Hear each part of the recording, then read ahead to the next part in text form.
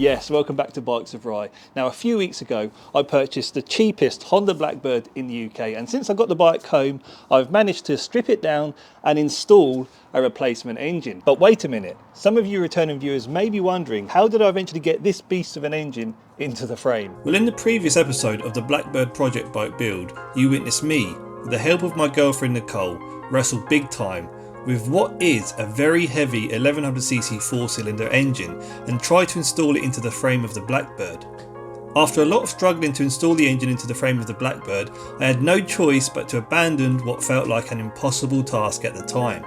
So I took a deep breath, stepped back from the project, done a little research, and with the help of my old man, we got back to it and approached the task of installing the replacement engine much more methodically, and only this time with great success. Basically, we needed to ensure that this bottom engine mount was in first, and that would then essentially allow the engine to pivot or rotate, if you like, and then the rest of these engine mounts pretty much aligned spot on. Oh, and if you're wondering why I didn't clean around the frame before reinstalling the engine, then don't panic. I took the opportunity to clean the pivot points and the replacement engine from the years of muck and grease spilled up, which yes, I almost missed out on doing so in the previous video. So now we've managed to get this engine in place.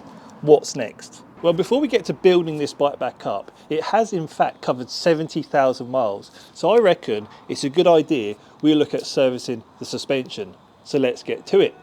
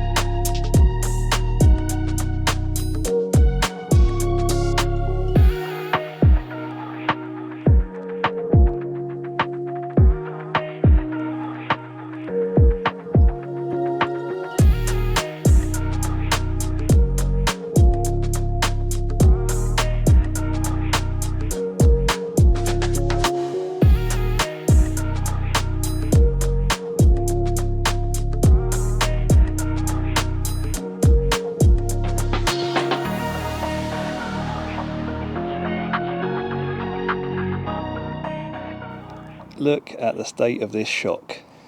My. Wow, that's 70,000 miles for you on a rear shock. Now, I've just realised I've got a slight problem, okay, because I've removed the rear shock, that's fine. I go to remove the front forks, it's just obviously on a centre stand. So I'm hoping that if I put the trolley jack underneath the engine towards the front end, jack it up, support the engine at least, I'm hoping that once I remove those front forks, it kind of all balances out. What do you reckon?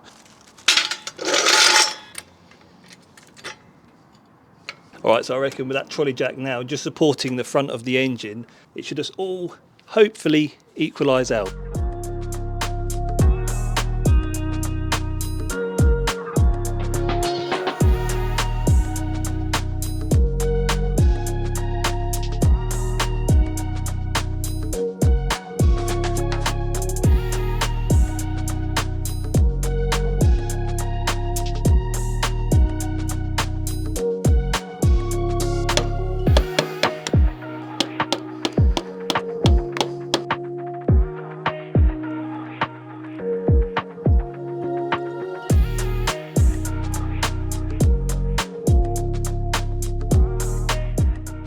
Okay, so the front wheel's not coming out because basically the rim is hitting the caliper. So I think I'm going to have to remove at least one caliper. Of course there's two, but if I remove this one here, that will allow the wheel to manoeuvre and clear the caliper the other side.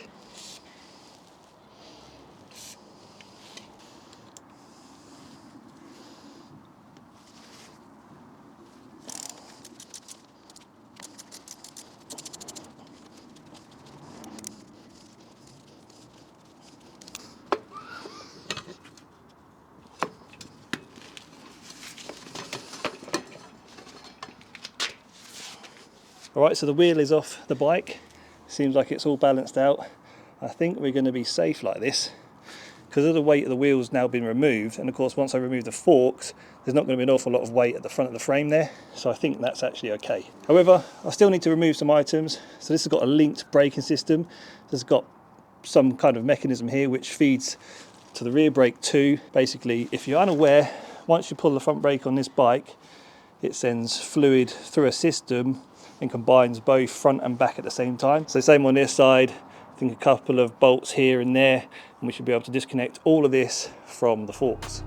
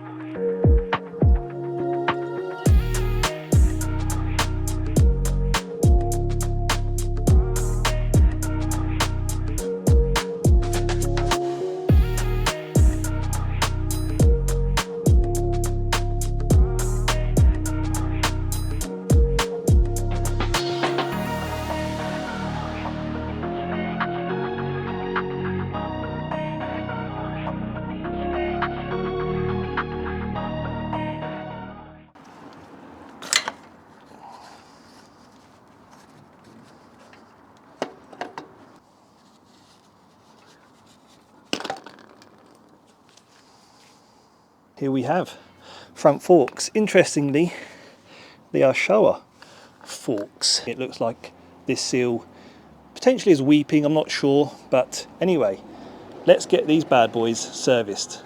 Now, as you may or may not have gathered by now, I am not so mechanically minded, and this project is already a huge challenge, and so I thought rather than attempt to take on what I feel to be a complex task of servicing the front forks from my driveway, I threw them in my car and drove them to a company that could. That company was Feel That Noise in Royston, and they happily took on the request of not only servicing the front forks, but also powder coating the wheels too. Things are not going quite as planned. Now at this point in the video, I'd love to be presenting to you my newly refurbished alloy wheels along with my freshly serviced suspension, and of course be installing them back onto the Blackbird. However, unfortunately, there has been a bit of a delay to receiving those items back. And many of you have been asking me, what is going on with the Blackbird? And quite frankly, you deserve an update. And so here it is. And you know, I didn't want to wait another, let's say 2 weeks at the minimum before I uploaded another video on the Blackbird, because then, well, it would be literally a month and a half since the last upload. And so I'm going to slightly improvise. Let me firstly assure you that the Blackbird will be finished. You have my word. And to give you a flavour of what is to come, I have been ordering parts in prep for the next stages of the project bike build. And so I'm going to present to you those items. Alright, first up then is a radiator. If you recall, when I stripped the Blackbird down, we discovered that the original radiator was completely battered. It had huge holes in it. In this box we have nice shiny new discs. Look at those. So I've got obviously 2 to go on the front, and I also have 1 to go on the rear, and I will be replacing the pads too. And the Blackbird comes with a linked braking system, so I want to get a shot of that. Here we have a D-link kit, which are braided brake lines. Oh, in this box we have a Haynes manual. Now, I think I'm pretty much there with the bike. I mean, I'm just going to be reinstalling a lot of it.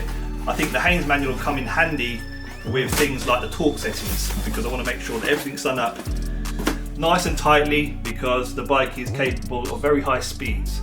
So I don't want the bike to fall to bits at 180 miles an hour. Here we have a mirror. Now, these are quite difficult to get hold of.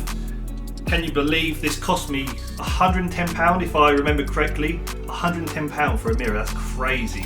But yeah, right hand side mirrors, loads of them. Left hand side mirrors, not so many. And last up, we have a nose cone. So this is not a OEM item. This is like a copy. I can't find a OEM item, a nose cone that isn't damaged. As you know, on my bike there was a huge crack here and I just didn't think it was repairable, so I ordered this for £150, and since the bike is going to be resprayed, I thought, why not get it unpainted? Oh, and also to mention, I do have an exhaust system coming, which I will hopefully show you in the next upload. So yeah, this has turned into more of an update, if you like, which I hope you don't mind. But without the wheels and suspension, I don't believe I can personally continue with the Blackbird until I receive those items back and install them onto the Blackbird. Given the lack of, let's call it, workshop, I am of course doing it all from the comfort of my driveway. Anyhow, that's it for this upload. I promise you, I will get you the content to you as soon as I possibly can. Believe me when I say I'm as excited as you are to finally get the Blackbird back onto the road. Thanks for watching, and I appreciate your patience. See you on the next one.